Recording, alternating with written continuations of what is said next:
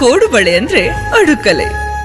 ಇನ್ನು ರಾಜ್ಯದಲ್ಲಿ ಸಂಪುಟ ವಿಸ್ತರಣೆಗೆ ಕೊನೆಗೂ ಕಾಲ ಕೂಡಿವಂತ ಇದೇ ವಾರ ಸಂಪುಟ ವಿಸ್ತರಣೆ ಬಹುತೇಕ ಫಿಕ್ಸ್ ಎನ್ನಲಾಗ್ತಾ ಇದೆ.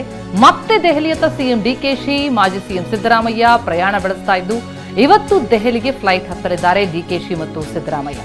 ಬೆಳಗ್ಗೆ 8 ಗಂಟೆ ಸುಮಾರಿಗೆ ವಿಶೇಷ ವಿಮಾನದಲ್ಲಿ ಪ್ರಯಾಣ ಬೆಳೆಸ್ತಾರೆ. ಕೆಪಿಸಿಸಿ ಅಧ್ಯಕ್ಷ ಬಿಕೆ ಹರಿಪ್ರಸಾದ್ ಕೂಡ ಇವತ್ತು ದೆಹಲಿಗೆ. ಇವತ್ತು ಮತ್ತೊಂದು ರೌಂಡ್ ವರಿಷ್ಠರ ಜೊತೆ ಚರ್ಚೆಯಾಗುತ್ತೆ. ಮಲ್ಲಿಕಾರ್ಜುನ್ ಖರ್ಗೆ, ರಾಜ್ಯ ಉಸ್ತುವಾರಿ ಸುರ್ಜೇವಾಲಾ, ಕೆಸಿ ವೇಣುಗೋಪಾಲ್ ಜೊತೆ ಕೂಡ ಇವತ್ತು ಚರ್ಚೆ.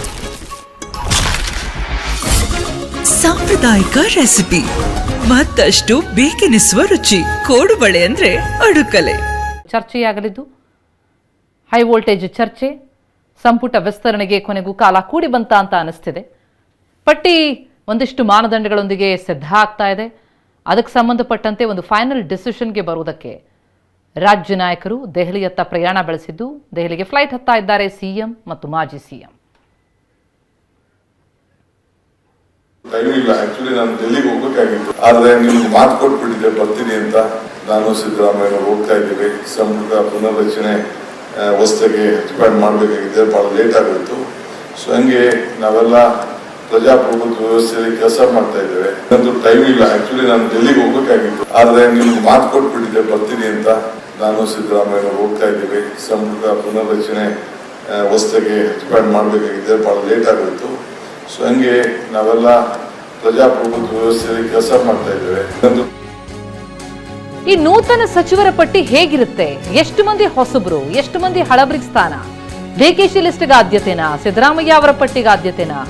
ಅಳೆದು ತೂಗಿ ಹೆಸರು ಫೈನಲ್ ಮಾಡಿದ್ದಾರ ರಾಹುಲ್? ಹೈಕಮಾಂಡ್ ಲೆಕ್ಕದಲ್ಲಿ ಯಾರಿಗೆಲ್ಲ ಮಂತ್ರಿ ಸ್ಥಾನ ಅನ್ನುವಂತಹ ಕುತೂಹಲ ಕೆರಳುತ್ತಾ ಇದೆ. ಡಿಕೆಶಿ ಸಿದ್ದರಾಮಯ್ಯ ದೆಹಲಿ ಭೇಟಿಯ ಬಳಿಕ ಒಂದು ಸ್ಪಷ್ಟ ಚಿತ್ರಣ ಸಿಗುತ್ತಾ? ಹಾಗಿದ್ರೆ ಸಂಪುಟ ವಿಸ್ತರಣೆ ಬಗ್ಗೆ ಚರ್ಚೆ ನಡೆಸೋದಕ್ಕಾಗಿ ದೆಹಲಿಗೆ ಹೋಗ್ತಾ ಇದ್ದೀನಿ ಅಂತ ಸಿದ್ದರಾಮಯ್ಯ ಹೇಳಿದ್ರು. ಹಾಗೆ ಮುಖ್ಯಮಂತ್ರಿ ಡಿ ಕೆ ಶಿವಕುಮಾರ್ ಮಾತನಾಡಿದ್ರು, ಹೋಗ್ತಾ ಇದ್ದೀವಿ, ಪಟ್ಟಿ ಸಿದ್ಧ ಆಗತ್ತೆ ಅನ್ನುವಂಥ ವಿಚಾರ. ಜುಲೈ 25ಕ್ಕೆ ಸಚಿವ ಸಂಪುಟ ವಿಸ್ತರಣೆಯಾಗುತ್ತೆ. ಮುಖ್ಯಮಂತ್ರಿ ಡಿ ಕೆ ಶಿವಕುಮಾರ್ ದೆಹಲಿಗೆ ಹೋಗ್ತಿದ್ದಾರೆ. ಕ್ಲಾರಿಟಿ ಸಿಕ್ಕಿದ್ರೆ ಸಂಪುಟ ವಿಸ್ತರಣೆ ಹಿರಿಯರಿಗೂ ಹೊಸಬರಿಗೂ ಸಂಪುಟದಲ್ಲಿ ಅವಕಾಶ ಇರುತ್ತೆ ಅಂತಿದ್ದಾರೆ ಸಚಿವ ರಾಮಲಿಂಗಾರೆಡ್ಡಿ. ಬಾಗಲಕೋಟೆಯಲ್ಲಿ ಮಾತನಾಡಿದ್ದಾರೆ ಈ ಬಗ್ಗೆ. ತಮಗೆ ಕೊಟ್ಟಿರೋ ಖಾತೆ ಬಗ್ಗೆ ಪರೋಕ್ಷ ಅಸಮಾಧಾನ, ಖಾತೆನೂ ಕೇಳಲ್ಲ, ಆ ಬಗ್ಗೆ ನೀವು ಮಾತನಾಡಲೂಬೇಡಿ ಅನ್ನುವಂಥ ಹೇಳಿಕೆಯನ್ನ ಕೊಟ್ಟರು.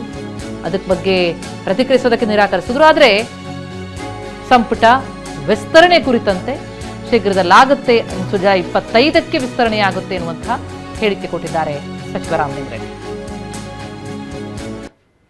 ಇದಕ್ಕಾಗುತ್ತೆ ಅಂತ ಇಲ್ಲ ಇಲ್ಲ, ಕಗ್ಗಂಟು ಇದ್ದೇ ಇರುತ್ತೆ. ಯಾಕಂದರೆ ಆಕಾಂಕ್ಷೆಗಳು ಜಾಸ್ತಿ ಅಲ್ವಾ, ಸಹಜವಾಗಿ ಕಗ್ಗಂಟಿರುತ್ತೆ. ಅದಕ್ಕೆಲ್ಲದಕ್ಕೂ ಪರಿಹಾರ ಇದೆಯಲ್ಲ, 25ಕ್ಕೆ ಆಗ್ಬೋದು ಅಂದ್ಕೊಂಡಿದ್ದೀನಿ.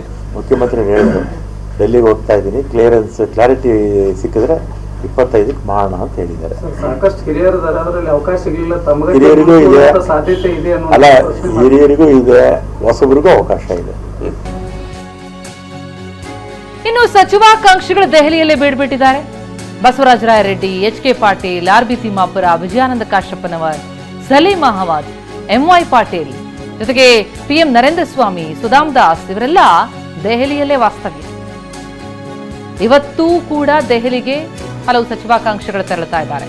ಅಶೋಕ್ ಪಟ್ಟಣ್, ಪ್ರಸಾದ್ ಅಬ್ಬಯ್ಯ, ವಸಂತ್ ಕುಮಾರ್, ಬಸನಗೌಡ ಬಾದರ್ಲಿ, ಅಲಂ ಪ್ರಭು ಪಾಟೀಲ್, ಹಂಪನಗೌಡ, ಜಗದೇವ್ ಗುತ್ತೇದಾರ್ ಸೇರಿದಂತೆ ಹಲವು ಆಕಾಂಕ್ಷಿಗಳು ದೆಹಲಿಗೆ ದೌಡಾಯಿಸ್ತಾ ಇದ್ದಾರೆ.